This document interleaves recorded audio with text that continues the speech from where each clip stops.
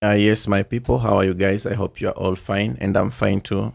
Before the King of Kings today, I'm sorry I have to do this video, although kidogo nina mafua, lakini we will make it because we need to kuelimisha watu na that is a great thing. So today I'm just speaking about vocal warm-ups, but first of all, what I can advise everybody that is leading a song in the church, identify the best key for your people. Identify the best key for your people so that you cannot mess with the service, watu wakuone mbaya na kumbe you can sing. Now you just need to do vocal warm-ups each and every time as you want to be the best singer, the best.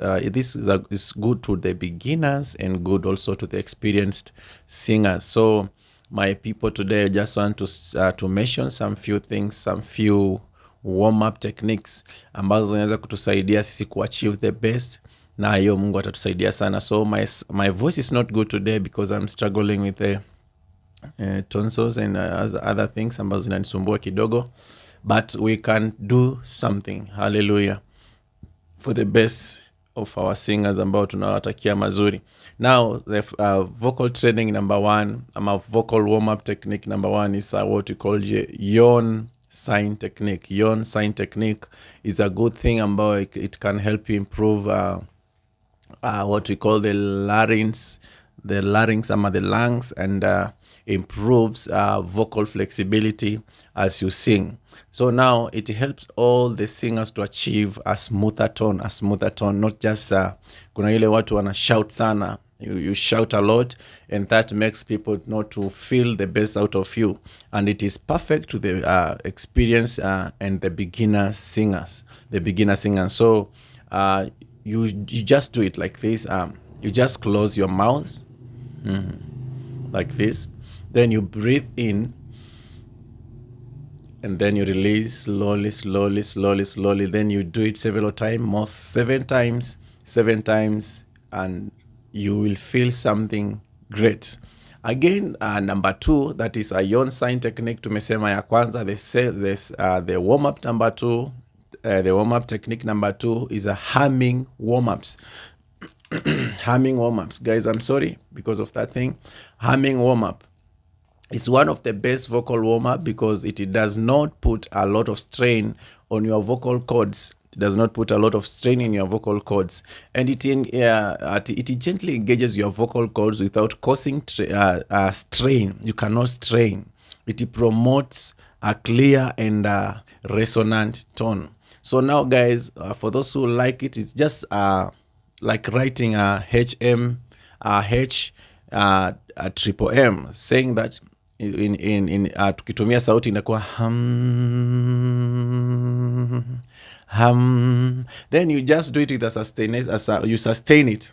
You just give yourself some seconds. Maybe I can use 30 seconds. You can use 1 minute doing it as you walk. Kama uko kwa nyumba, just walk to the edge of your house na unarudi tena, go like that. Do it when you are walking, and it will help you so much in improving your vocal tone, and itakuwa inakusaidia sana kutoa a clear voice and a resonant one. Hope you are good. That is humming warm-up technique number two. So vocal straw exercise is also good. It reduces vocal tension. Kuna watu wanakuwa na tension sana when it comes to singing, improves breath control, and helps maintaining vocal health. Now, how do we do this? Take a straw and hum through it. Take a straw, ile kama ni ile ya soda, take it and put it somewhere, and then you just hum through it. Or you other people wanaweza tumia pipe, unaweza tu tumia pipe. These are vocal training for all of us ambao pia wanafanya the trumpets. Inasaidia sana wale wanafanya the flutes. It can help you so much. So just put a straw in your mouth and close your mouth, and then hum through that straw. It helps so much. It is good for everybody. It is good for the beginners and the experienced singers. Now the other one is lip buzz vocal warm-up. It gently warms up your vocal cords. It gently warm up your vocal cords and improves condition.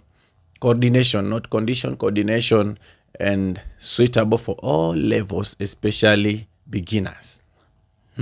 How is tunaifanya aje? It's like this. Again, do it for a long time. Do it for a long time. Do it for a long time. Do it for a long time. As you walk, don't stay in one place. Let your body concentrate with everything that you do. Remember, always singing is in your mindset. Whatever that you think, whatever that you understand, that's what you are going to give to people. But when you understand negative, the negativity can come even through your mouth. So walk and let your body cooperate, and that is okay with everybody. Another one is tongue trail exercise. Tongue trail exercise, and this is good. It increases airflow and strengthens control over pitch changes.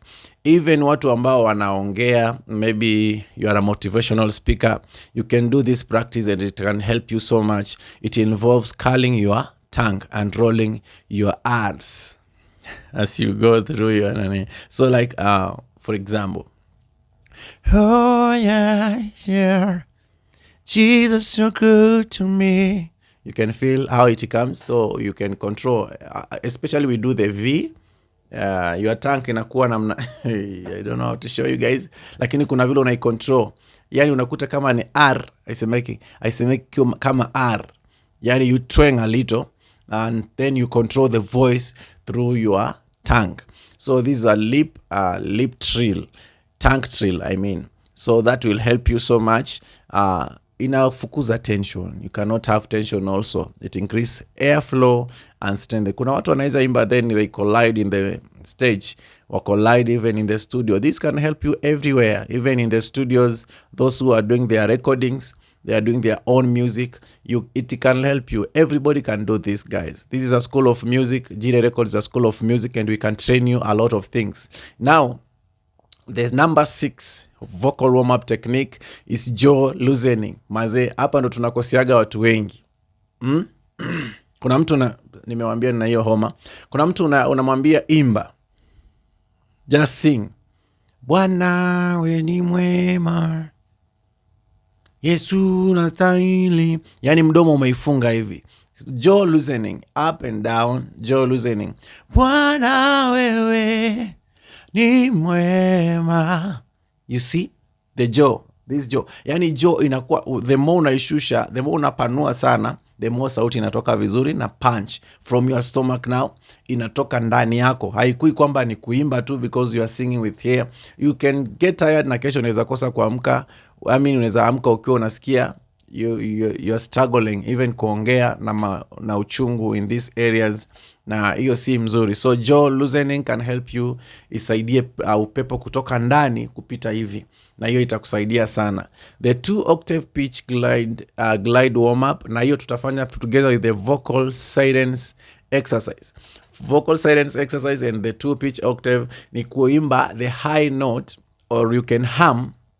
It smoothes the transition between vocal registers and expands. So na hiyo hizo mbili tumeongelea kama kitu moja actually. It's one thing because kwa mfano niseme oh, then I shift faster. Oh, oh, oh, oh. Yani you shift from this low pitch, you go to the high pitch without shifting from the key. You don't shift from the key. Najua kuna watu wanaamini kupanda ni kuhama key. No, so now in this 2 octave pitch, 2 octave pitch and vocal silence exercise, we just do like this. Oh, kuna wale hapo tumesomea do re mi fa sol la ti do. Watu tukifanya hivyo kwamba do, where the do is the first do, we call it a low pitch.